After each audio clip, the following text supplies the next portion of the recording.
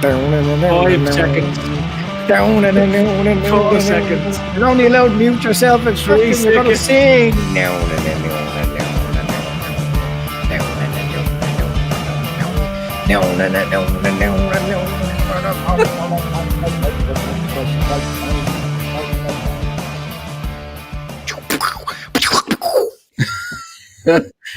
Good evening. Yeah, Andy is on tonight, much to the 0 seconds. plenty of viewers and listeners. We are live. It is the LFC Daytrippers. It is the forum. We are coming from the COVID hotspot of the world, Dublin City. Well, 3 of us are anyway. And then we've got also Chris, who's a late stand-in for Pete, who couldn't make it tonight. So I've got on tonight Andy Young. How you doing, Andy? Oh, good. Excellent, excellent. Phil Casey, how you doing, Phil? Wonderful, Ray. Absolutely splendid. Yeah, good stuff. And we've got our late sub in. It's Chris Brack. How you doing, Chris? I'm good, thanks, mate. How are you? Yeah, excellent. Thanks, excellent. Looking like William of Baskerville there tonight, I think. Yeah. There's a hint of Monk off Chris Brack there. So, I better survive for that long now.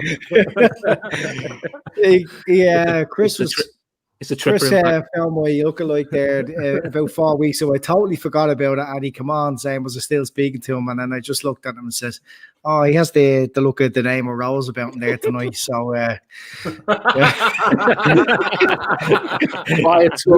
William of Baskerville. This is what it was. We've got a nice shout in the house there from Morbid Angel. Do you remember that film, Andy?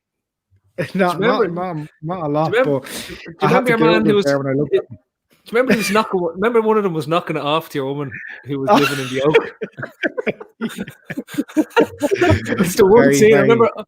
I must have been young at that stage. I remember sitting there. My dad had it on, and it was the first moment I think in my whole life that I felt really awkward when something like that comes on. Your parents are sitting. It must have been about like 13 or something, and your man is there.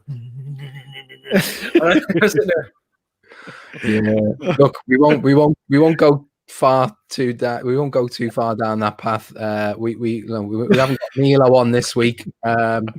Lost as a sponsor last week, but anyway, we'll try and crack on without losing any more.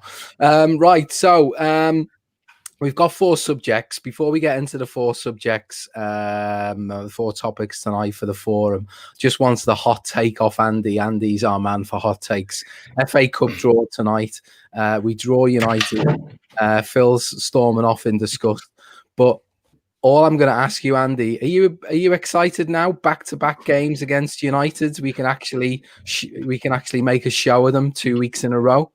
Yeah, it's going to be pretty cool that we can beat them with the first team and the under 23s. We can beat them with Alisson in goal and Queeveen. So I'm looking forward to that. I know there's a lot of people melting down on Twitter, just judging by the sort of tougher opposition we've been getting in the FA Cup in the last number of years. But fuck it, games like this make the FA Cup worth watching. So I'm looking forward to it. I didn't even know we were still in the competition. Thank fuck I won't care about this game or like ever any FA Cup game ever. If we get to the final, we win it. I won't even know because I won't be at it. I won't be seeing it. I won't be watching it. I won't be tuning into it. It's an absolute cat's abortion of a competition. I hope they never show a game again on the television. Load of bollocks. End it. Well, what's interesting last week we were getting a lot of banter coming in from a few United fans who decided to tune in, so it'll be interesting whether they actually we see any of it tonight or whether they've gone a little bit quiet after the defeat against City and whether they're a bit quaking in the boots at this point. Are you looking forward to the back-to-back games, Chris? Not really. No, no, I hate the games against United. Absolutely. Really? Yeah. You can't sort of look forward to them without looking at the downside. No, they're one of those games. They're great if you win, but otherwise they're horrendous. Very true. Very true. Well, look, we'll move on to your subject first. Chris, you're standing in for Pete. He was going to talk about Liverpool now maybe being perceived either by our fan base or by I guess everyone in general as being the underdogs. Now there's certainly the underdogs as far as the 2-horse race with the bookies is concerned between City and Liverpool. We kind of used that to our advantage the first half of last season. You any thoughts now on how we potentially handle that kind of that mantle going forward?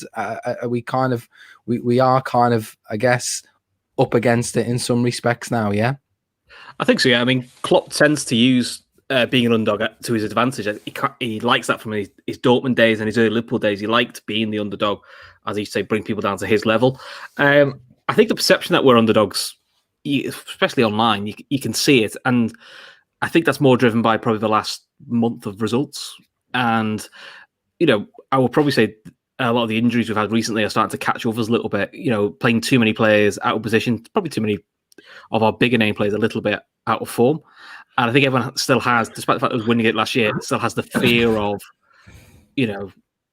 a few things go wrong, and everyone has the fear it's going to fall apart. I mean, I've probably had a few wobbles, in recent weeks, but you do keep thinking you have got players to come back. You have got players who are out of form. It doesn't mean they're not going to go back into form.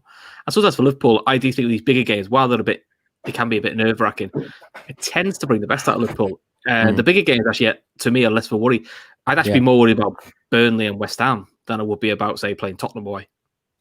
So it does seem that perception, because I have seen quite a few shouts recently of, we'll be lucky to get top 4, which seems a bit mad when you're only, worst case scenario, going to be 3 points off top by the weekend.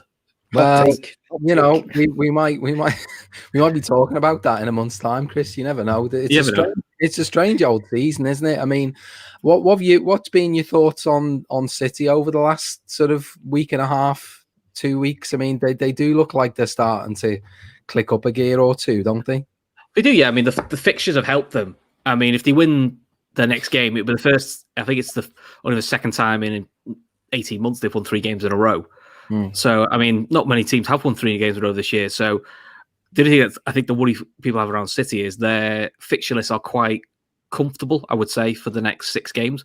And they are very good. One thing City they are generally good at putting the worst sides to the sword. Their issue actually this year has been the bigger games against the likes of Tottenham, United, us. They haven't taken many points off. United have a similar problem. We've kind of had the reverse. We've been quite good in the big games and pretty poor in what you call the lesser games. Yeah, and that's actually kind of a return to how we used to undermine a lot of our sort of title challenges in years gone by. We what we've seen, that run of results, though, the run of 3 results, which have put us on the back foot a little bit, we're reminiscent really of stuff that we had to put ourselves through. Phil's seen many a West Brom game back in the day when he used to visit Anfield and would come away without a win. He's having flashbacks. I remember punching the wall in the St. Henry stand, the upper St. Henry, at one particular West Brom visit when Roy Hodgson was the manager, and was Odin Wingy or one of them. One of those players that he always signs went in and scored, and they beat us. Well, Kenny was in charge, because I know there was the thing about Kenny had been there for 10 years there recently. That was great. That brought back lots of bad memories. But like I just remember smashing my hand against the wall, and my dad saying, "Would you just calm down?" I couldn't take it anymore. Like, that was the moment where I was just like, I can't take this anymore. So yeah, I remember plenty of draws with West Brom and losses to West Brom and stuff, but like I don't remember them, right? Well, don't be bringing events like that up again. Like, that's just not fair. It's just not on. It's like dropping points to Newcastle, dodgy losses at St. Mary's. That you don't really have to go too far back in our history to come across those types of events. Andy, the next few weeks, don't have the fixture list in front of me, but I know we've got not just the fact that we've got United coming up twice, but we've definitely got Tottenham coming up soon. We'll obviously have to play City before too long. Then we get back into Champions League action with Leipzig. We've gone through the last 3 games against lesser opposition. I think there's a bit of what Chris was saying there that rings true with Liverpool. Do you think we this whole underdog thing, that coupled with the fact that we're going to be playing in some really big, meaningful games over the next few weeks, do you think that will give us the impetus to maybe go again? Yeah, I think complacency sets in on those lesser type of games. We've seen such a mixed Liverpool this season. I felt in the last 3 games anyway, those injuries have caught up. But there were games that we should have really won, and unfortunately we've drawn 2 and lost 1. So I think this is the chance now, going into the United game, to just re-establish ourselves, drop that complacency. I think it's a massive thing now with Fabinho or with THIAGO in the team and getting going. He was so impressive. I know it was only against Villa kids, but boy God, was he a class act when he came on. He's exactly what we need at the moment. It's like we needed Jota when he came into the team. So I think those players just need someone around them just to show that bit of leadership that, a lot of players stood up last season and the season before. I know we probably talk about it later with the motivation topic, but I think we needed a big game, and there's no bigger game than this. That's exactly what we need. Just something to switch the players back on. They were left on the bus in the last three league games. So no, this is what we need. We're going to run a big games, re-establish ourselves, build back up confidence, and drop that shit that we've been kind of having to put up with in the last few games. Phil, have you got any explanation in your minds as to why our levels dropped so much over the last 4 games, including that cup game? Yeah. Fire away. Mainly because we've disrupted our team way too much. Mainly because we've made a bad decision around not signing a centre-back either in the summer or now, and having one lined up to go in January. I hear the bit about we plan out for windows and all this type of stuff, but primarily when we're having to use our best defensive midfielder in as a centre-back, and then we're playing numerous different partnerships at centre-back with him, the inevitability is that you are disrupting that team, the spine of the team, on a week-to-week basis, and you're never going to build up a rhythm of play. And what's disappointed me an awful lot is that because we've had to play the likes of Henderson and Phillips and what's the other man's name? Williams. In beside Fabinho, because we don't have a competent centre-back that we can put in there, has meant that we've stifled the progression of the fullbacks in an attacking sense, right? And then that's led to THIAGO looks great when he's got in and played, but in reality, that's led to an onus on the midfield. And Wijnaldum looks tired.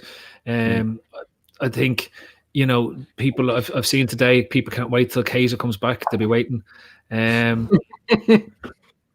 it's like, ultimately, it's like Jones had a nice little run over the Christmas time, but he's only a kid.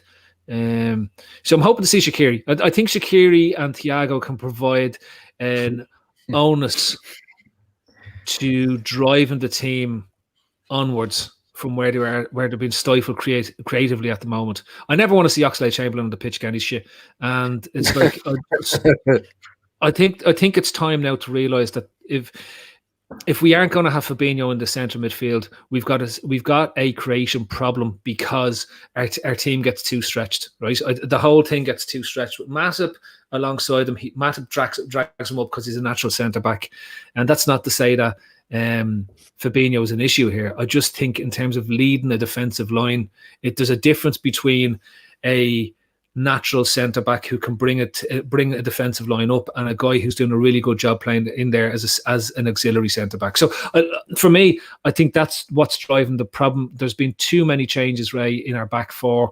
It's led to us conceding goals that we wouldn't have conceded before, and we've coughed up points that we wouldn't have coughed up before, and it's stifled our creativity. So it all stems from where we are, but it looks like they're not going to buy a centre back, and I don't see.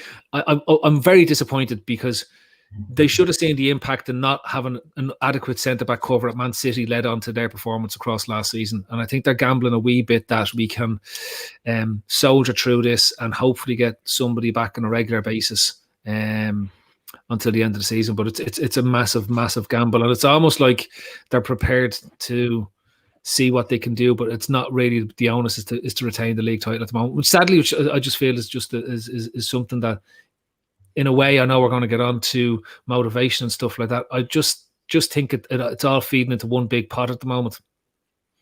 Yeah, I mean, the reality is we seem to be dependent on Matip being fit for a stretch of games. That stretch of games may only be 3 or 4 games, but if we're not signing a centre-back in January, aside for the reasons behind that, it does also mean that we're placing a certain amount of faith in him for a certain amount of games between now and the end of the season. And for the games where he's unavailable, we'll plug in Phillips or Williams or Hendo or whatever. We'll muddle our way through it, and we're not willing to invest or jeopardize whatever the bigger picture is for the summer by going out and spending, which does seem a shame. And to me, if it's a centre back that we don't sign a centre back, I think we absolutely then position ourselves as underdogs. We all we're kind of, in some ways, we're doing it to ourselves. We're becoming underdogs because we haven't given ourselves the ammunition, the squad depth to be able to genuinely be the number one team to go and retain this title. So, I want to put the centre back to one side, Andy, and I want to bring this on, I guess, into your topic around the Salah narrative. Yeah, it's been evident over the last few games that there's not. We can go on all day and all night about the centre back conundrum, but there's something not quite right, is there, about the front three higher up the pitch? We're just not creating. It's hard to argue if someone comes at you and says, "Yeah, you've been dominant over."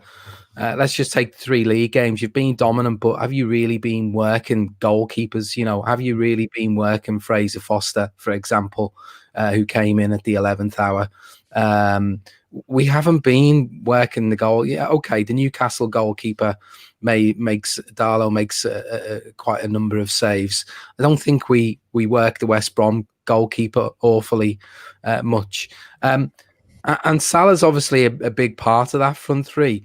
What's your feeling? You obviously wanted to talk about this tonight. Do you think some of these external factors are starting to get into Salah's head at this point, or do you think people are just making more of it? They're seeing a bit of smoke and they're creating a fire?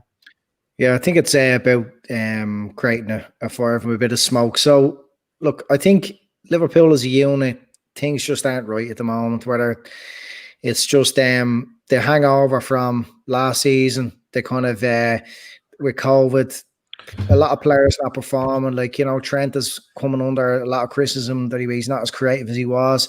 But just, I think as a unit, like, we're missing out on having our strongest midfield, which has been for the last couple of years Henderson, Wijnaldum, and Fabinho in there. Like, we've given up a lot by Fabinho centre back. As good as he's been centre back, we've given up an awful lot, and then we go and play Henderson centre back. So you have a really unfamiliar centre midfield. Although they're good players, they're just not the midfield that enabled the fullbacks to get forward and create. So our creative outlet is just being completely hampered for a lot of games this season. Just not having that midfield unit that enables them so much. So that in turn is going to affect the service to our front three. None of them look like they're on it at all. Or let's face it, Firmino's been off form for a long time, and Mane just is not himself, and Salah's not himself. And over the last couple of seasons, when one has been playing well, the other one might have fallen off a little bit. They always kind of pick each other up and dovetail quite well. But Salah, for whatever reason, this is what I mean about this Salah narrative. For whatever reason, the tolerance for Salah is less. Like, the fella has been a genius for Liverpool. He's like, it's hard to deny he's probably been one of our greatest players ever with the output. He's been involved in so many goals, whether he's setting them up, whether he's winning the ball back, or whether he's scoring them himself. And he literally had a comment that was he was asked a direct question about, were you disappointed to not be captain? And there's a language barrier there, and there's just how it was picked up. I don't see anything wrong with his response, really. But since then, fans seem to be, now maybe it's a Twitter thing, or maybe it's in real life, I don't know. But on Twitter, there seems to be a lack of tolerance for what he said. And then there's an article that goes out in some some media outlet in Spain, like the Bernabeu fucking star, like it shouldn't really be seen as a legitimate sort, but apparently he's been tarting himself out to go into Madrid, and Madrid are they want to stick with Hazard and everything else. So why our fans are choosing to believe a little bit like a small time media, small time website or whatever fan site in Spain over having faith in a player that's given 100%. He's put his balls on the line for seasons, and he's been a huge part, one of the biggest parts of our success. And why people are not so tolerant for him, I just can't really get my head around it. Maybe it's a Twitter thing. Maybe it's, I don't know. I'll ask yourselves, in your group of real life mates, people you spend your, I know we're not doing much socializing, but in your circle, your WhatsApp groups, are people the same about Salah, or am I just imagining it from Twitter? Chris? I think as we call it, the real world, with my mates, I do see it sometimes. They go like, he's too ball greedy, he could lay this person, he could play that person in. But a bit like, there's part of me going, but he's an attacker, he's a striker. And in similar positions, Suarez and Torres never would pass the ball there. I mean, they take the shot on. I think with the greediness thing he's accused of, you've got to take that with an attacking player. They are just like that. I think unfortunately, Salah, it's been a bit of a perfect storm for certain people in the sense that interview comes out, which has obviously upset a few people. I mean, I still think it's a bit of a much ado about nothing. And unfortunately, he's been off form since then. The thing where I get a bit frustrated is Sadio Mane before the Villa game had 1 goal in 10. I love Mane. I think he's a great player, but he's been in worse form than Salah. And all we get is, but he works hard. All three of them work hard. I would argue Sadio Mane is actually running down blind alleys all the time. And actually, although he's working hard, he's running himself into positions that aren't helping the team. So I don't know why. I mean, I've just seen that note from Stephen. You can argue that if you want to, but if that's the case, why isn't Sadio Mane getting the same sort of abuse? Because they're both Muslim, they're both African, So for some people maybe that is an element of it, but I just think he's also, because he had such a brilliant first season. Some people can't get away from that first season and judge him by that. But at the end of the day, whether he's in form or not, he's been our top goal scorer now for the last ever since he's been here. So I don't get it, to be honest. I think if he's one of your best players, one of your most influential players, just enjoy him. Because trust me, when Salah goes, whether that's this summer, 2-3 summers time, there'll be loads of people going, fuck me, Salah would have scored that, or Salah would have done something there. And you'll soon realise when he's gone, the shit it's fine. Because to be honest, our record when he doesn't play isn't fantastic. You see it all the time. The team doesn't function quite as well when he's not playing or when Mane's not playing. There's a reason for that. It's because they're our two most influential players. Lads, I'm just going to tell you here, the interview comes off the back of them opening contract extensions, negotiations with Liverpool, right? If I'm Mohamed Salah and I want to get a bigger contract, I'm already the biggest, highest paid player at the club, of course I'm going to drop what I'd love to play for Barcelona or Real Madrid if I had to go and play in Spain, right? And I wasn't happy. I wanted to be leader of the team. Two things there. One, he's saying that he sees himself as a leader of the team and he would have liked to be recognised as one. And two, if I want to get as much money out of it, I'm going to what teams are going to sign him?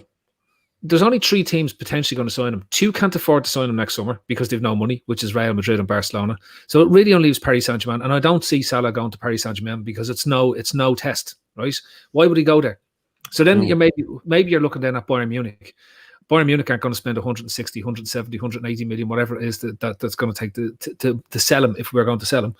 Juventus only sign fellas who are 37 and on free transfers, leaving from wherever it is. They're not going to sign him either, right? So my problem with the Salah thing is, and it baffles me how so many Liverpool fans are just sort of hemming and hawing about, he should be doing this and he should be fuck off.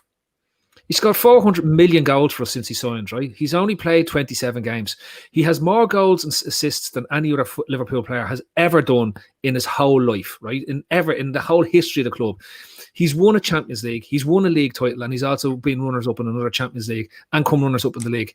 Nobody has delivered that as a centre forward for Liverpool since Kenny Dalglish in 85-86, right? Like this is what we're talking about. These are the levels we're talking about, right?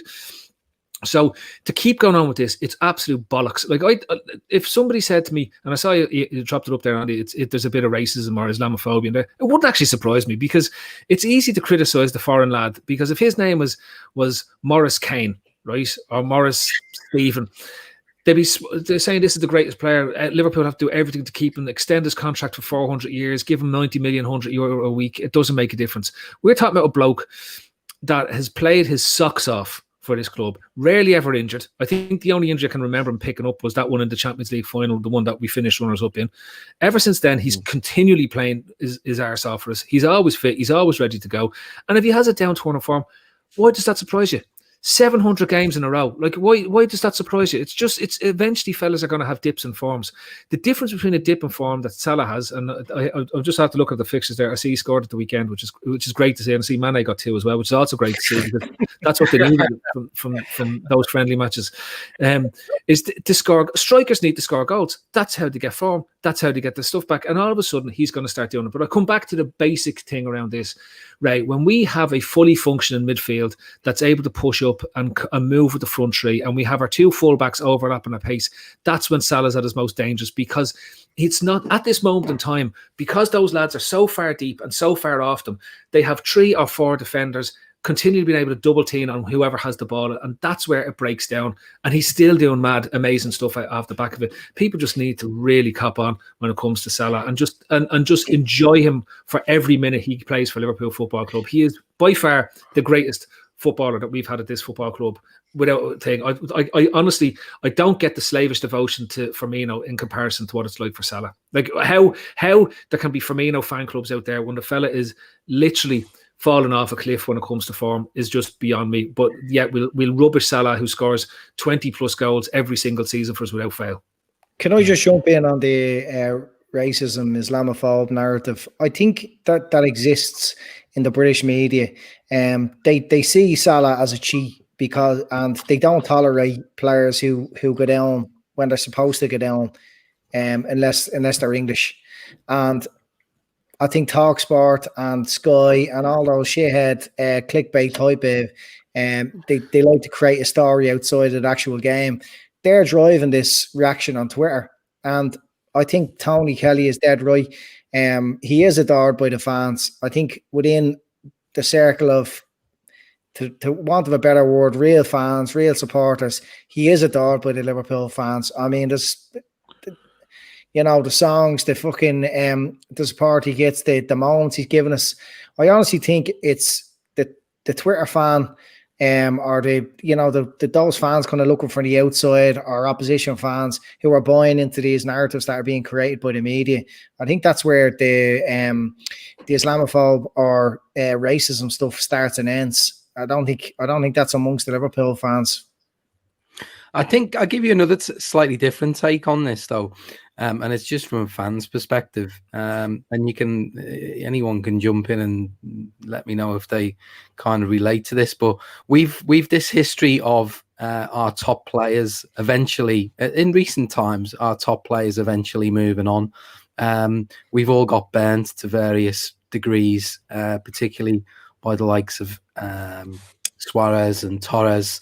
And I think some of us, and I include myself to a point in this, have not let ourselves get 100% invested in a player that has transformed himself into a world megastar on the basis that eventually someone's going to come knocking at the door and he's going to break all our hearts. And I think there's a certain element of fear that because he has become the player that he's become, that there's a certain amount of inevitability about him leaving, potentially still whilst he's at the peak of his powers.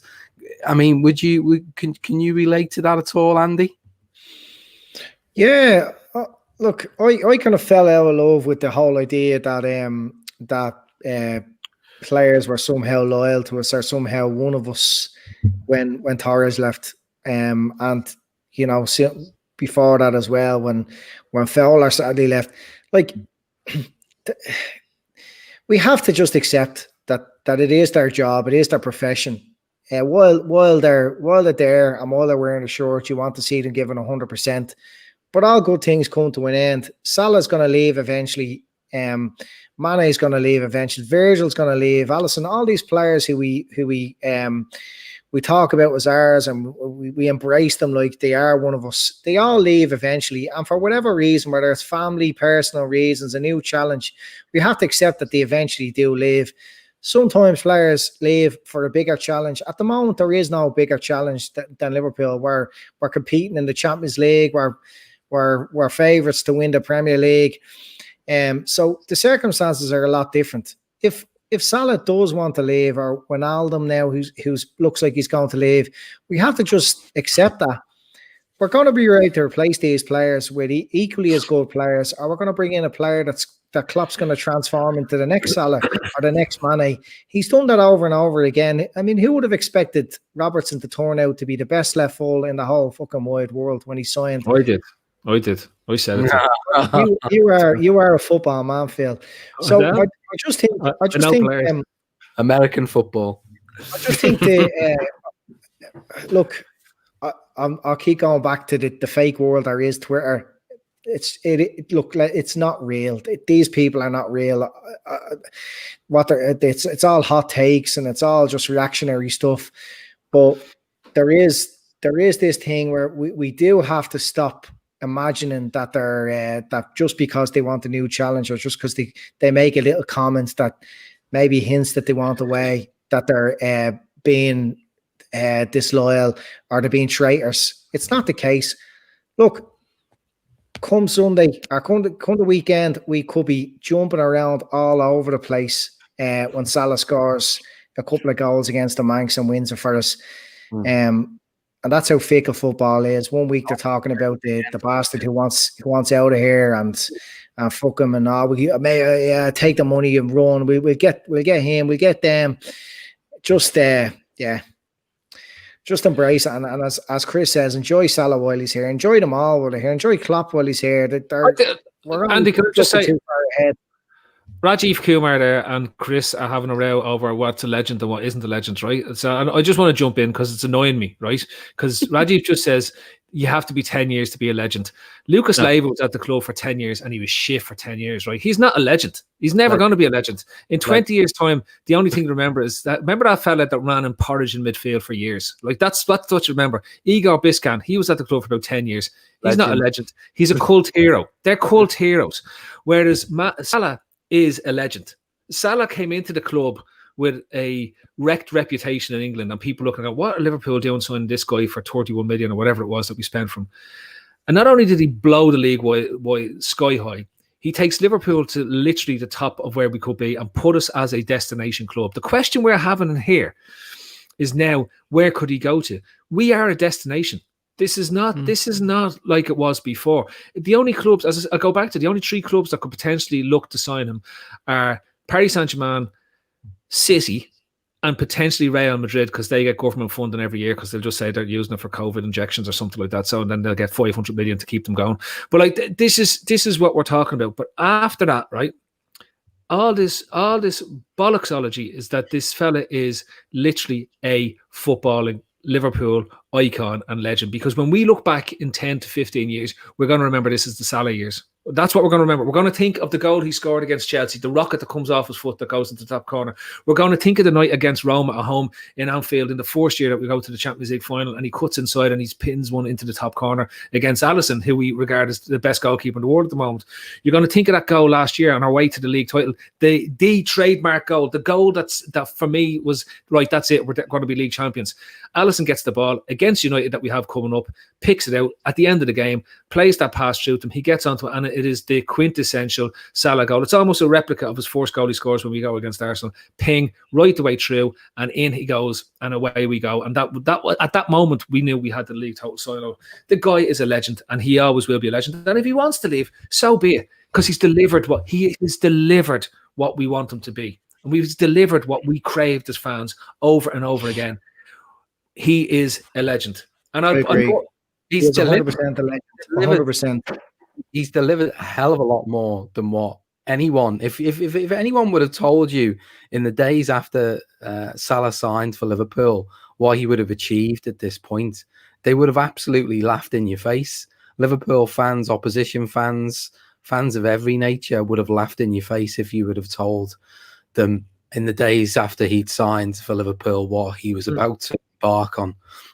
From a goals record point of view, goals versus appearances, in terms of the honours that he's won, in terms of his stature as essentially one of the big 3 or 4 names in world football, and all that goes with that. You know, he's the face of brands like Pepsi and so on and so forth, which, you know, look, he's in the upper echelons of world football right now.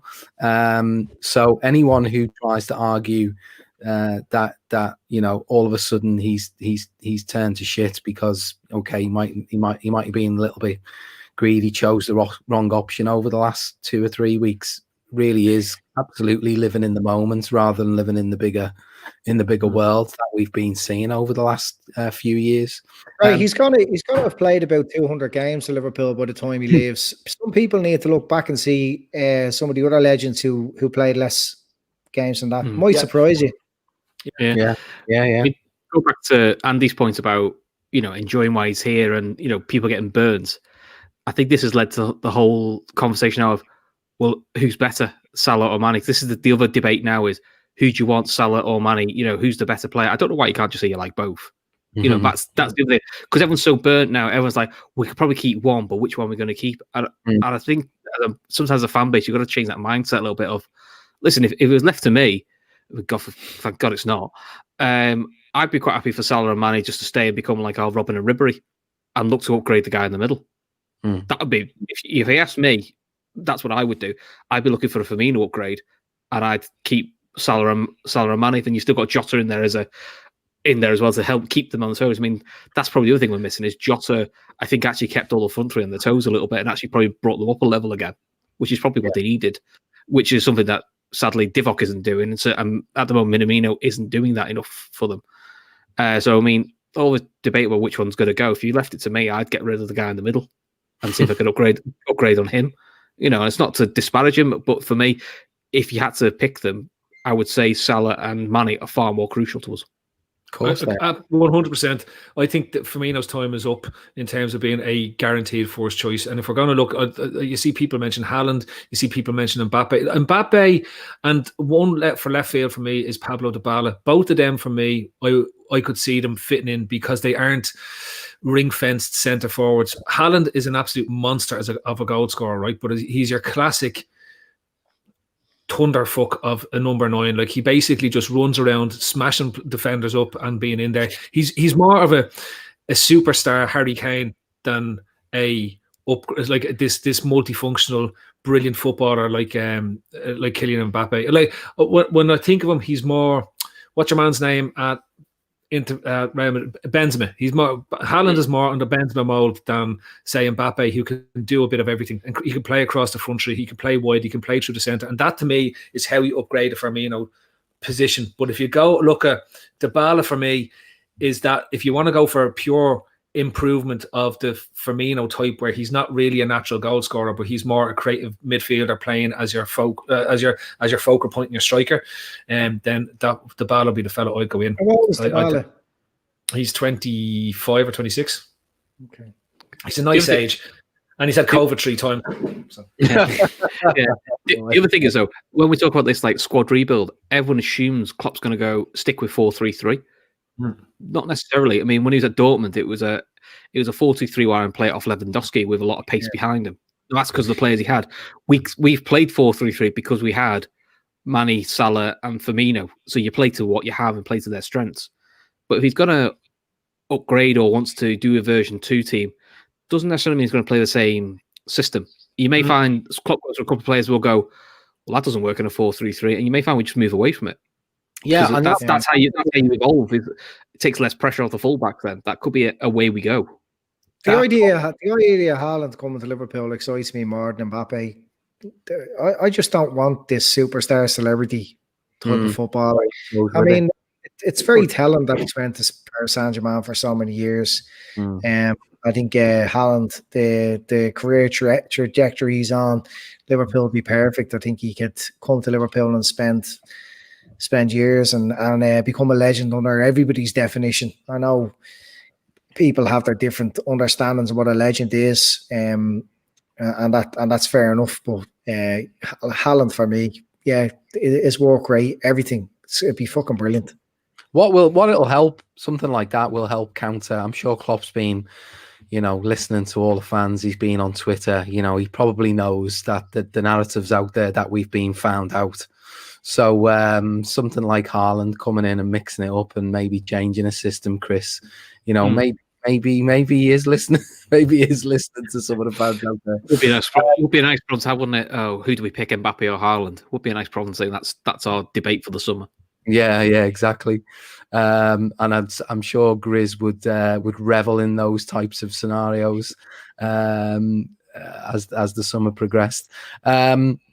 I wanted to move it on to, and it kind of we've touched on a few things that have kind of fed into player motivation, and the reason why I wanted to kind of touch on that tonight was because I guess the concern that I have amongst all the hysteria, really, and I think we've seen a bit of it. Klopp assembles a very strong team against the Aston Villa kids, and it seemed like maybe the motivation wasn't there to go out and put them to the sword like we maybe should have, certainly in that first half. But I've got a bit of a concern, and you can kind of forgive the players in some respects, because look, they're playing in the midst of a pandemic. They're playing in the midst of a new surge in COVID cases, and not just in outside of their bubble, but it's actually getting into the players' bubbles now, and we're seeing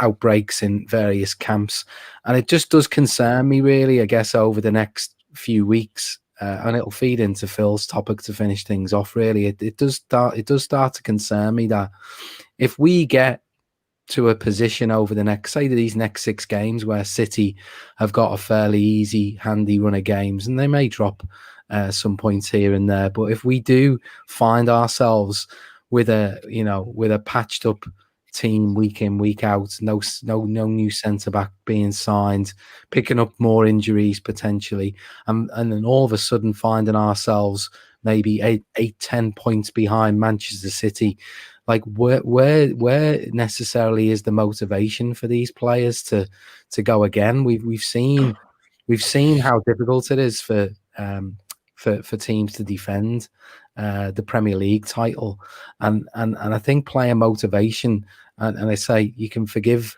why some players wouldn't be motivated as others. It's definitely a concern of mine.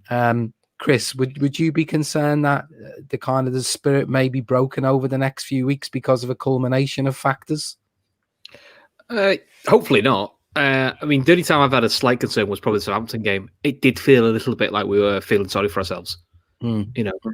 Soft early goal, and it felt a bit like the Kenny games. We used to hit the post every 2 minutes. We just go, oh, it's just one of those games today. Yeah, and we've gone away from that for quite a while. It's not going to be one of those games. We'll find a way around it. Now that could be a combination of injuries, as Phil's mentioned, swapping the team around too much because we've had to. But Southampton's probably the first time I've looked and thought, we feel a bit sorry for ourselves. The Villa game was weird. I don't know if the Villa game was lack of motivation or we were trying to play at half pace, just to try and, kind of get through the game. And I still don't think we've quite got to that point where we can just play at half speed and get a game done. That's probably, in fairness to City, that's something City are very good at, is they can win games at half speed. So, yeah, I think that I know what you say about January. I think this is the month that either makes or breaks the season a little bit, I think. Yeah, big time. I just, that Southampton game, we seen some shouts in the WhatsApp group of people saying they were going to turn it off 15, 20 minutes to go. There was a kind of a sense that just wasn't coming. The goal wasn't coming. We could have played for another 90 minutes. It did feel like a bit of deja vu with days gone by. Have you got any concerns around the players staying motivated to defend this title? Yeah, I absolutely do, and it's hard to put your finger on it this season because we are in the middle of a pandemic and we have got so many injuries, and I think Liverpool do rely very heavily on having the fans there. It plays a huge part of their motivation, and it's a huge part of how Klopp motivates them as well. Is a relationship with the fans. So it's quite hard to put your finger on it where the players' heads are at in terms of their motivation to achieve things. We have to remember that the way Klopp trains his players is quite hard. They puke in pre-season. They haven't had a proper pre-season this season either. And I suppose the human body, the human brain can only take so much of that. And then when they do reach the pinnacle goal, and that was winning the league. We won the Champions League along the way, but winning the league at the end was the ultimate goal. And then to add on top of that, to do a third season of a 90 plus, Phil made this point, I remember, at the very beginning of the season. It was very difficult for City to even achieve that. And as Chris says, they are a better team than us at doing things at half pace. Like, we are all action, we are all effort, we are all pressing and energy, and we seem to be able to outrun and out effort everybody else.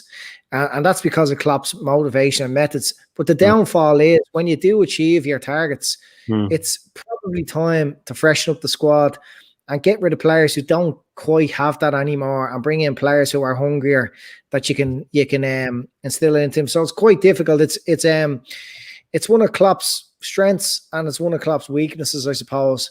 But look, I'm not going to get carried away with it. It's just a thought I had at the start of the season. Could players maintain that sort of level of motivation and effort that they have shown for a few years now? But we don't really know, because we've had such bad injuries, and we are in the pandemic, and there's no fans on the ground. So it'll be very, very difficult to put your finger on quite what the problem is. Players are entitled to feel sorry for themselves as well. They're human beings. You see how fans react in the ground, and we are in the ground, and the team are going through a bit of a lull, and everyone's humming and on, and you can sense the tension. Players feel it. I keep saying that they're only human beings.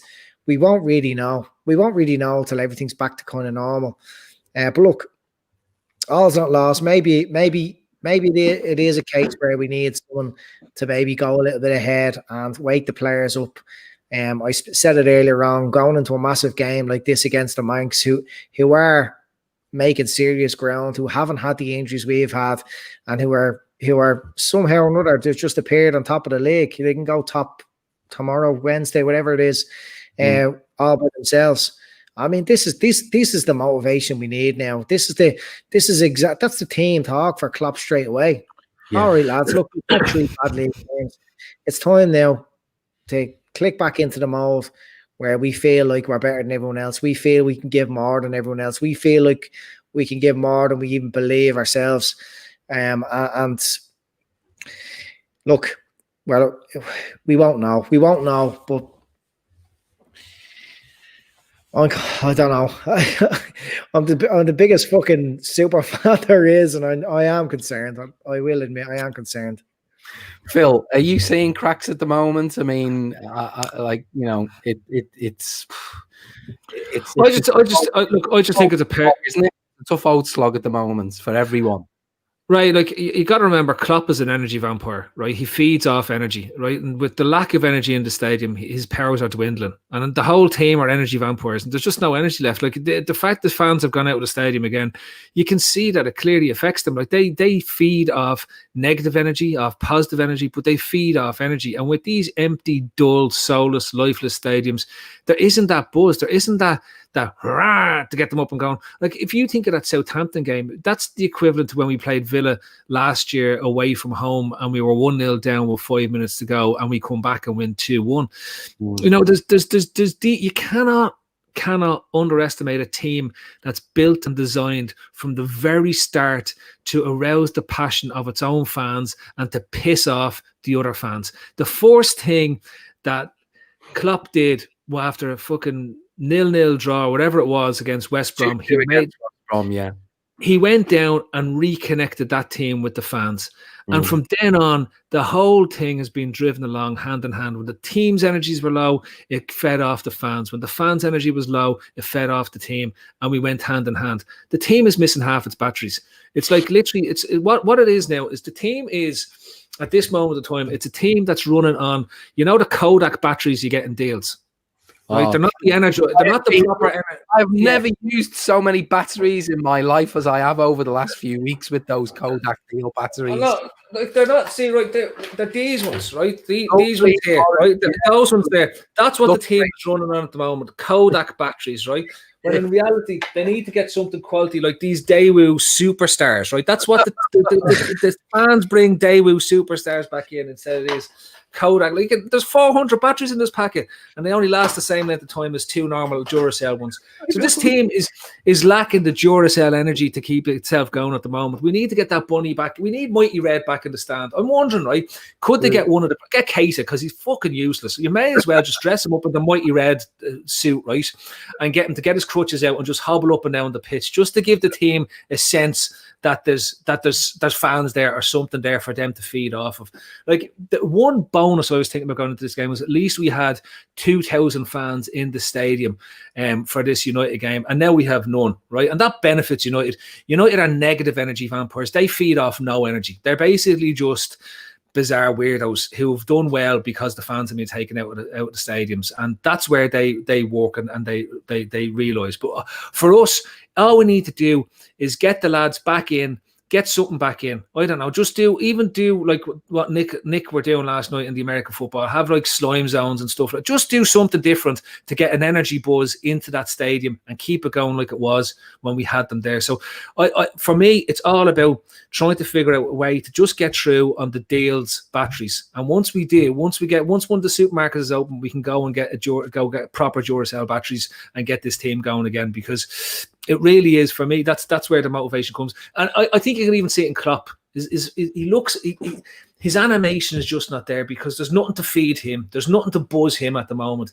Winning is a buzz and all that type of stuff. But everything at the moment, it just seems to me around them, and it's not their fault, but everything at the moment is it's missing that connection, that piece of the jigsaw that this team has been built around. This team has been built around Anfield, the fans, and having that connection, which we haven't had for 20 odd years. And that's what's really, really, really, really, really made Klopp the difference for Liverpool Football Club and its fans. That's been the difference. Nobody else has done it, right? So we had a comment there that THIAGO is going to be our Duracell bunny. Hopefully. Yeah.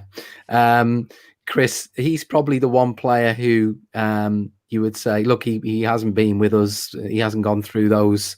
I know he's won a Champions League of his own, but he's not part of this, being part of this squad.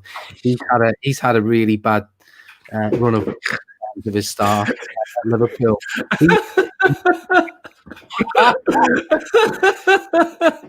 Again, not an endorsement on batteries or anything that batteries may be inserted into.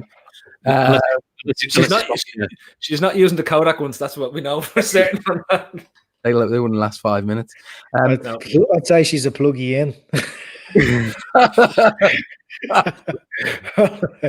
Or like, Black and Decker. One of these you start.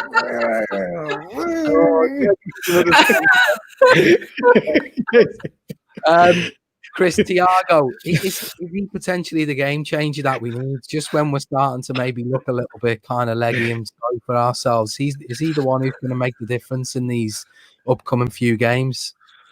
You'd hope so. It takes the reliance off the two fullbacks, because he gives you something we've probably not had for a year or two now, is a bit of a creative spark through the middle. I mean, we've had creative sparks in Keita and everything else, but they're not there enough often enough. So if we can keep him fit, then hopefully he's the option. Phil's putting me off now. I think the comments are enough to put people off. We've got comments like the wizard sleeve. It's a leaf blower. Amazing how we can make a leaf from batteries to, how we went from talking about rampant rabbits and pluggy in fucking vibrators to the idea of fans' voices being beamed into all the stands. I don't know how that would work with the delay. Just a lot of dildos in the stands or something. Cardboard cutout dildos, yeah. I've seen the cardboard cutout Klopp last night at Marine. That actually, initially I thought that was Klopp. I actually screamed. Yeah. It caught me out big time. And the man is the arm around him and everything. Brilliant. I can't believe what Puma cardboard cutout causes. It's hilarious. Yeah, I know. The blue noses were going rasher. Yeah, I know. Crazy. And the young lad who scored for Tottenham when he came on as a sub, the 16-year-old lad. I think he's him and his family are actually from Liverpool or around Liverpool way, aren't they? I think he got released by Liverpool, they were saying. Yeah, and I think I seen a comment on Twitter where his dad was so he got caught out by the Klopp cutout and thought that Klopp was there watching it. Yeah, there was a lot of retweets and favourites were popping up in my timeline from his sister. Sister looks like Red with a lot of followers on there. Oh yeah, there's a picture and a bio of being in Madrid and everything. Yeah. So that's good. Maybe we can rob him back. I know. Unfortunately, he's gone to the dark side. He's being managed by Jose now. But look, we're laughing and joking. We'll get on to Phil's topic now, and we'll talk about, I guess, football. And has it got a limited sort of shelf life as far as the COVID situation is concerned? We've seen today. In rugby union, obviously their equivalent of the Champions League involves French clubs, and the French government have intervened and basically stopped their clubs from participating, which grinds that kind of competition to a halt, certainly in the short term. Phil, you are, I guess, raising a concern that championing the all sport is stopped for the next 8 weeks because it's all pointless. No, for me, I can't see how the Champions League, the Europa League, and any more international football can take place with the current situation the way it is across Europe. Right, I just can't see it. Let's not forget the European Championships in 53 countries. But this is it, right? Like I can't see how this happens, and so there's about 3 prongs to this. They're starting to be concerned about the various different mutations that are taking place in the virus as it goes along, right? And this English version of the virus is seen to be the most contagious, right? That has come out at the moment. The Danish are saying that it increases the reproductive rate by about 0.7% or something, which means that if you had it down to just under 1, that normally your cases would reduce from 1,000 to 500 across 4 or 5 days, right? In terms of your daily caseloads. But with this, because of the increased contagiousness of it, your cases would actually increase from 1,000 to 3,000 and not go down, right? So the Danes are just saying no English people, no English, no nothing into their country. So I don't know how do you basically get those teams from England that are in the Champions League and Europa League into these European trophies? That's 1. 2, if you then take the international football and all the lads heading back off to across the world, South America has a new variant. Brazil and Japan have invented a new super variant, which seems to have different combinations of the South African and the English version. Then we have the South African version, which is different to the English version. Stop fucking traveling around. Like, we gotta just say at some point, right, for the sake of everything here, there is lives at risk, and you cannot get away from the fact that at some point a footballer is going to die, and then it will be like, oh my God, how did we not see this coming? It's coming at you. It's like the Trump thing in the Capitol.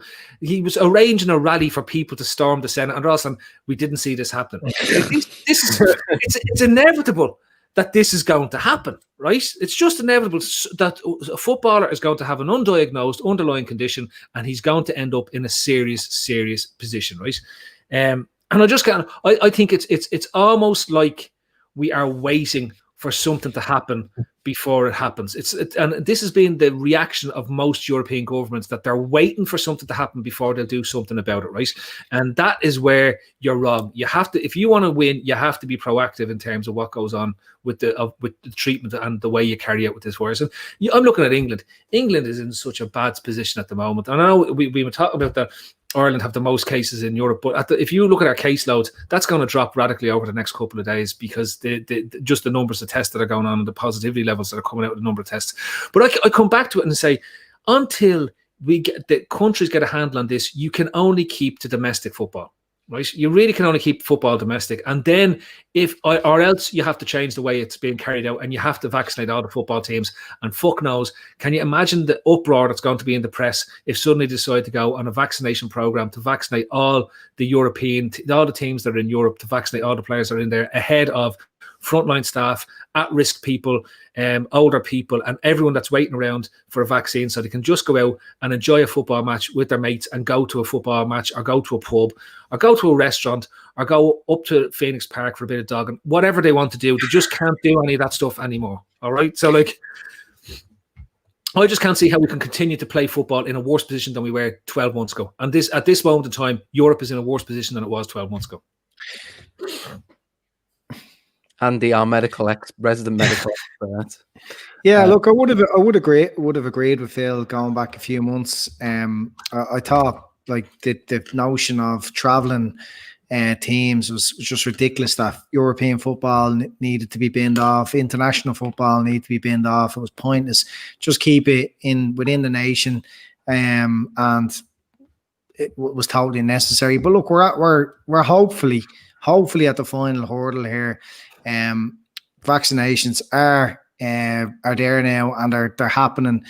There's a lot of contention and controversy over who's receiving vaccinations, who's getting them first, where are they coming from. But look, in a couple of weeks' time, vaccines are going to be $2 a penny. You know, it's always this shit at the start. It's the exact same when tests were being rolled out. They can test as many people as they want to, and they'll be able to vaccinate as many people as they want to. It's just the forward planning wasn't really there. But look, let's face it, the vaccine kind of came out of nowhere coming up to Christmas. None of us really expected that it was going to happen. And now it just needs to be rolled out. We're on the final hurdle. We don't need to put up, with too much more of this shit. I wouldn't have bothered with European football this season, or any international football, or the Euros next season. But look, in any of these things, there's always extra. There's stakeholders. They all want what they want, and it doesn't matter what anyone else wants. And it's just been a game of cat and mouse, and compromising, and sponsors trying to, and people have big contracts tied up already with lots of money, all trying to get their own way. We're nearly there. Next season, we're going to be in the grounds again. We're nearly there. Let's just get through the next bit, and I think we'll be enjoying football as we were, and gigs and everything else next season. Chris, there does seem to be a commitment to get there by hook or by crook. I mean, there has been in various sports. I mean, we've seen in America, despite COVID being rampant there, they found a way to pretty much almost get through the season there with a few postponements, which had to be rearranged. And we've seen that in the Premier League, the games, which are having to be postponed, are manageable at the moment. Do you think we're going to manage to avoid any kind of tipping point, and we're going to navigate through this? And the same with the Champions League? I think we'll just carry on regardless, because there's too much money, and ultimately that's all they care about. That's all that gets cared about, is how much money's in the game and other sports. And I don't hold Andy's optimism that, by next season we'll all be back in the grounds. The shit show we have running England at the moment, they don't even know if they've got enough vaccines yet to sort people out. These vaccines are getting rolled out. They're already now saying they can't guarantee for rolls out for next week if they've got enough vaccines.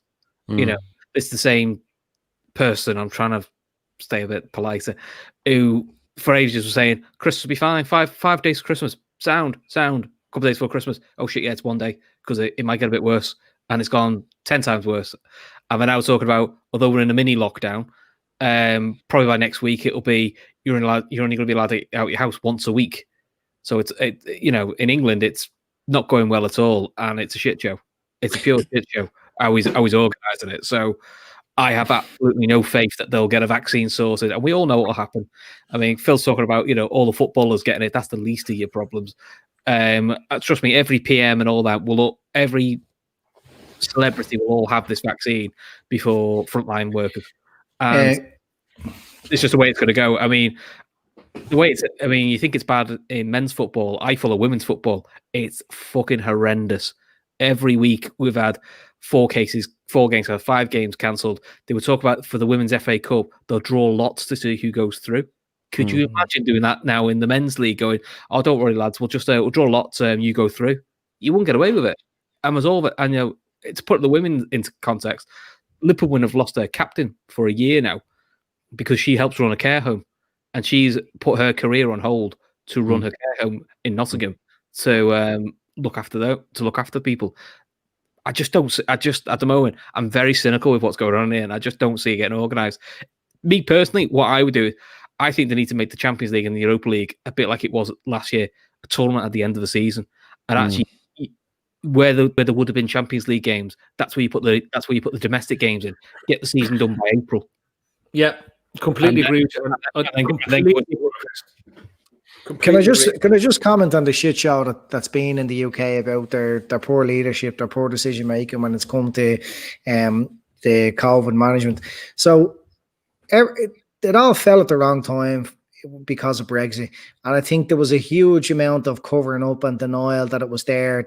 They purposely didn't test close contacts and things like that just to keep the numbers down low. They took a really huge risk, and it's blown up in their faces. The whole thing was to protect the economy. And the only way to protect the British economy now is to buy loads and loads and loads of vaccines and get the whole fucking place vaccinated. And I think that's what they'll do. I think that when it comes to vaccines, they'll get more than fucking anyone. You'd like to think so, but look, as you can tell, I'm no medical expert. But there was plenty of talk in September. If you said to me, we're going to keep Christmas open for 5 days, you'd have said in September, you're having a laugh, aren't you? Because everyone will take the piss, and it's going to spike more than it's spiking now. And you had medical experts saying this in September, and it took to a week before Christmas to go, oh yeah, strong leadership is sometimes you have to give the shit news and you have to take it on the chin. It's too much the popularity contest or I've saved Christmas. Well, you haven't. You've just pissed everyone off now. And the problem we've got now is, and you see it quite a lot in England, and more in England now, is people aren't following the rules because everyone's fucking sick of it. They're all sick of rules change every 3 or 4 weeks. If it was a bit more considered and a bit more, if anything, he should have gone, if we'd gone really strict really early and slowly released it, people would actually have just took it on the chin a little bit more and just gone, right, look, it is what it is. It's just we're doing these number of lockdowns.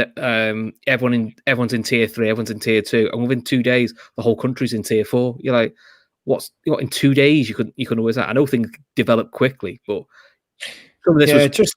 I think just bringing it back to football. I think sometimes you've just made a really good suggestion there, Chris, around what the Champions League should look like, and we need to probably move away from the home and away legs, and we probably need to have a little mini tournament there that we can get through and wrap up pretty quickly, and use those spare dates for contingency for the league. Really good idea, but sometimes, certainly in football circles, good ideas just don't seem to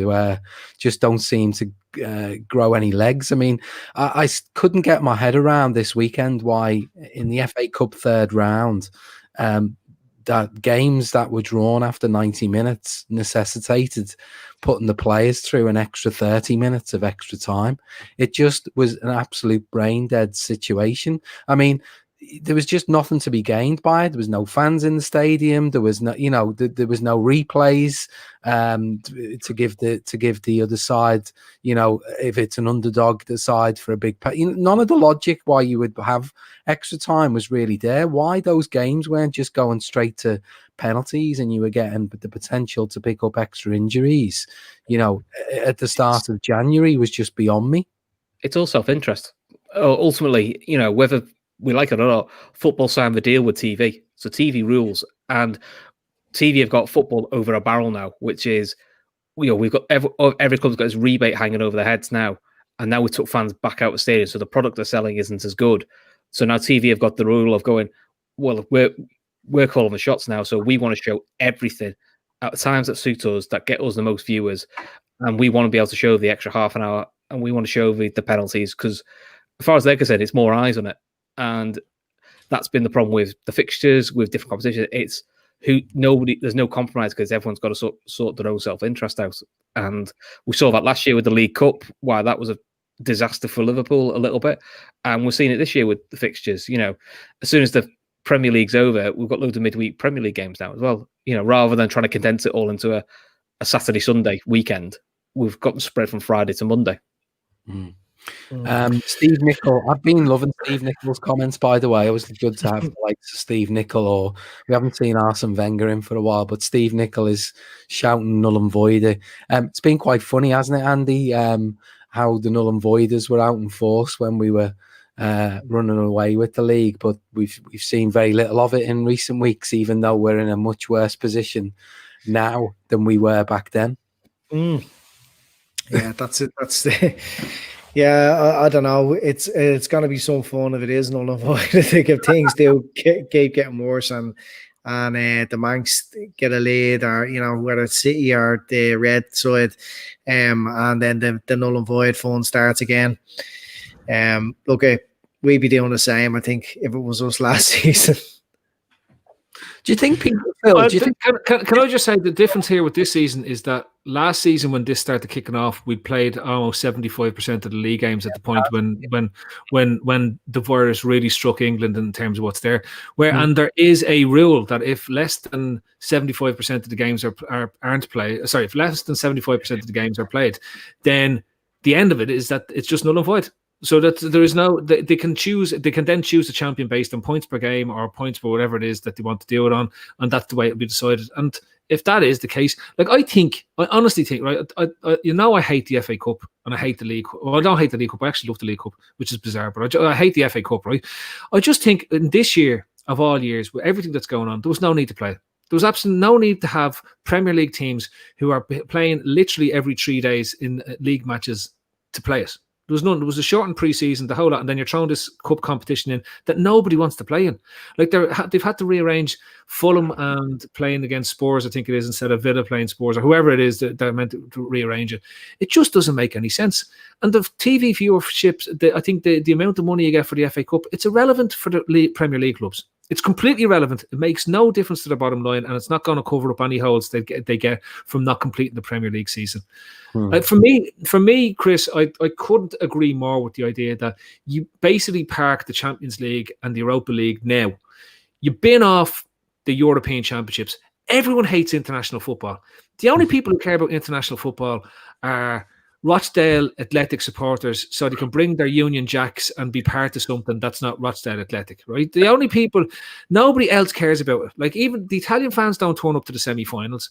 The Spanish fans don't turn up unless it's in Spain. The French fans, the same. This is why they had this idea of playing them all over Europe, right? So, bin it and play the Champions League and the Europa League as tournaments that replace the Nations Cup in June. And you get this festival of football that those European Championships and those World Cup games used to bring, and you just bin off international football forever because there's just no need for it. The only people that benefit out of these international tournaments at this stage are the lads who are sitting on those executive committees in UEFA and getting the bribes to pick out the places that they want to go and host these things in. It's just sickening, and it's going to end up with. You see these injuries that are going on, but it is going to end up with some footballers in hospital with this virus, and it's inevitable that's going to happen.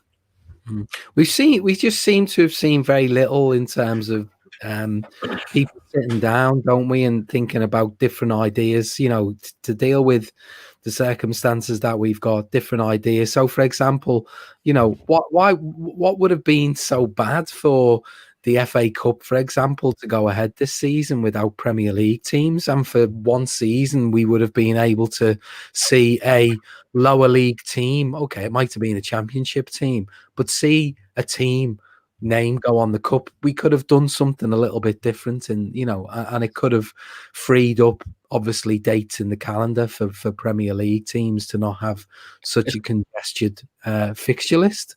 It's probably because BT and the BBC would say we want our money back because we pay for the TV rights. We pay to see the big teams play. So, maybe it was more like you said, get rid of the 30 minutes extra time, get rid of the replay we have done. I also, to take it from a non-Liverpool point of view, I understand the lower league clubs. It's a big burden for them. But this is the same league that as soon as Tottenham beat Ajax, they knew in the 5th round there was going to be a clash of one of the English teams will be in the World Club Championship, and they basically left it to it happen and went, "Oh, you deal with it." That's kind of how it is. We're never very proactive. It's very reactive, and then everyone acts shocked in the media, going, "Why is this not thought of?" The Fulham thing's ridiculous. So Fulham have planned all week now, a free week to play Chelsea, and then on less than 48 hours' notice, no lads, you're playing midweek against Tottenham, and then you're playing Chelsea. So you plan for a free week to play Chelsea. Now you've got to plan for 2 games in less than a week against 2 very tough sides, and you've done no prep. Ridiculous. I'm not sure how Scott Parker's feeling about that scenario. Couldn't have a nicer bloke, though, to be fair. Scott Parker, prick. I'm sure he probably put up too much resistance, did he? He's on the list. He's on my list of just fellas that used to just prick, basically. Is that a big list? Yeah, it is. It's quite a long list. It's it's like on those roads. It's those old-fashioned computer printer roads. The ones that are really wide and have the dots down the side and just keep feeding off. It's like the old video printer roads. There's nothing. We've got a prediction here from Mohammed. He says, in response to your concern, Phil, around the footballer eventually dying of this disease, these tools who run the game will make everyone do a minute's silence and just play the game again. Quite possible. Quite possible, given all the money that's involved. Yeah, absolutely. Mate, before we wrap up, then we're an hour and 20 in. We're gonna. I can't resist because it is the United game coming up. So I'm gonna do a quick. Just do a quick round robin of early predictions. I'm sure Gav will spend plenty time this week previewing the game. But I'll come to the super fan on the show, Andy. I'm waiting for a flood of predictions to come in the chat now. So I'm only gonna come to you first. It was only gonna be you first, Andy. What's your prediction? Yeah, we're gonna win, obviously. I honestly think I said it earlier. It's exactly what we needed. We need a big game. We need something to give the players a kick up the arse and get back to the ways, the hunger that we've seen. And I'm so looking forward to seeing THIAGO getting a run of games in the team. He's going to be such a difference. I just hope Matip is back. I want to see Henderson back in midfield. I want to see. I want to see Wijnaldum in there. I want to see Henderson in there. I want to see THIAGO in there, and then getting Trent forward again, Robertson forward again, the front three clicking. I think it's all going to happen this weekend, and 2-0 or 3-0 to Liverpool. Not conceding this week, Andy. No. Come to you, Phil. Optimistic or pessimistic about this week? Well, I should always ask you, will you be watching? That's the first question. When is it on Sunday, is it? Yeah. What time? Half hour, Phil. And the only reason that's on a half hour is because there's no fans. because otherwise we would have had to have it on a 12:30 for whatever police concerns. Yeah. So it's a strange one to have on a 4:30 of a Sunday afternoon. It's been late for a while now, Phil. Has it? I seem to remember it being a late game last season. Yeah, it was. It was actually felt like a night. It felt like a nighttime game last year, didn't it? It was a night game, yeah. Okay, so Ray, we haven't lost a game at home in 4 years, and this is horrible. Like, to me, this is like, when you're waiting for the scene in a horror movie, and you just know you can hear the crescendo building all the time. Our form is being rubbish. We can't score goals. We're poxy, right? And like, it's just you can just she's just getting into the shower, just pull the curtain back and all. You're just waiting for the hand to come onto the curtain and the knife to start to pin out. Like, that's, to me, is where we are at the moment. I hope I'm wrong. We normally turn up on in the big games, which is my own hope. If we have Shaqiri in the team, if we have THIAGO back, and if we have that in midfield where there's a bit of creativity and a spark, then I hope that we have enough to get past them. I think we're a better side. I do think we're a better side, but I think, I go back to the disruption we've had to face in defence. I don't think they could have gathered how much that was going to impact on the team itself. The other big problem is that we have to play against VAR and penalties, and you get 400 penalties a week, right? So that's the biggest issue for me, and we get nothing on VAR because of Project Big Picture Restart, or whatever the fuck it was called, when we said that we're going to bin off the Premier League and go off and start our own league on the moon or something like that. Do you remember that one way back at the start of the season? So yeah, that's been a pain in the hole. So there we go. There is an undercurrent to that. What was your prediction, Phil? I'm going with a 1-1 draw, right? I think they'll probably think they've got this in the bag, and we'll get a scaldy in off your sack equaliser in the last minute by fucking, I don't know, Nat Phillips' arse or something like that. So that's my prediction for the thing. Straight away, he'll be a legend. He'll be there at the club for 10 years. Sorry, like that, Ray. I was getting worried that we'd no Manx in the room tonight. They are getting so confident that we're even appearing in their suggested videos on YouTube. That says it all. That's your online behaviour, Claggy. You're on the Liverpool podcast. You're welcome every week. You won't be fucking here next Monday. So good luck. League title in 30 years. Chris, your predictions, yeah? If Matip fit, I say 2-0 Liverpool. If he's not fit, I'll go 2-1 Liverpool. I think we win either way. What do you think he plumps for if Matip isn't available? What do you think he's going to go with? Oh God, we obviously had the Henderson.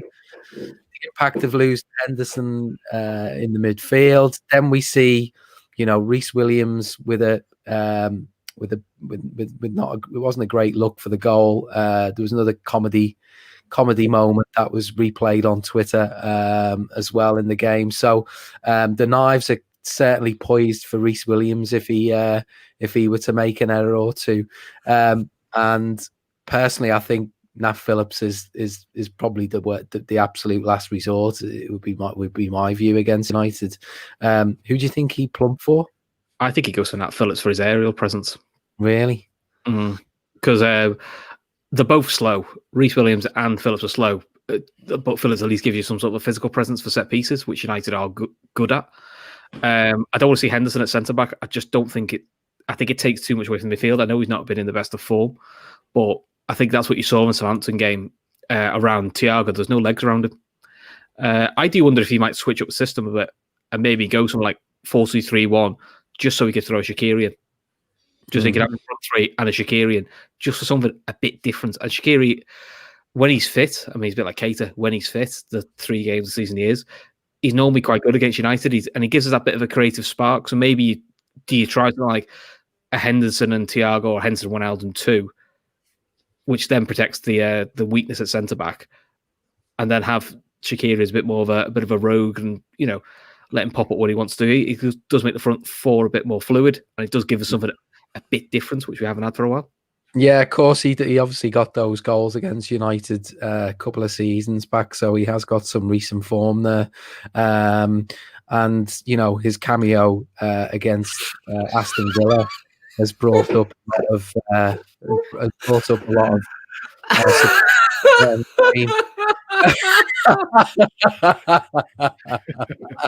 mean, bless him at the moment. Divock, he is a goal preventer, so you know.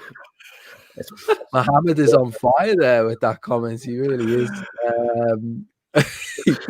That suggestion for me is probably ahead of Nat Phillips in team selection. I just can't bear the thought of Marcus Rashford or Martial running a pace. If you want to go something really radical, stick Alisson in at centre back and put Kelleher in goal.